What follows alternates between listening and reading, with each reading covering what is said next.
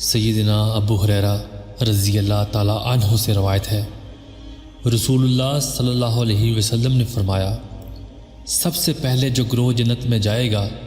وہ 14ویں رات کے چاند کی طرح ہوں گے، پھر جو گروہ اس کے بعد جائے گا وہ سب سے زیادہ چمکتے ہوئے تاروں کی طرح ہوں گے، اور جنتی نہ پیشاب کریں گے نہ پخانہ، نہ تھوکیں گے نہ ناک سینکیں گے،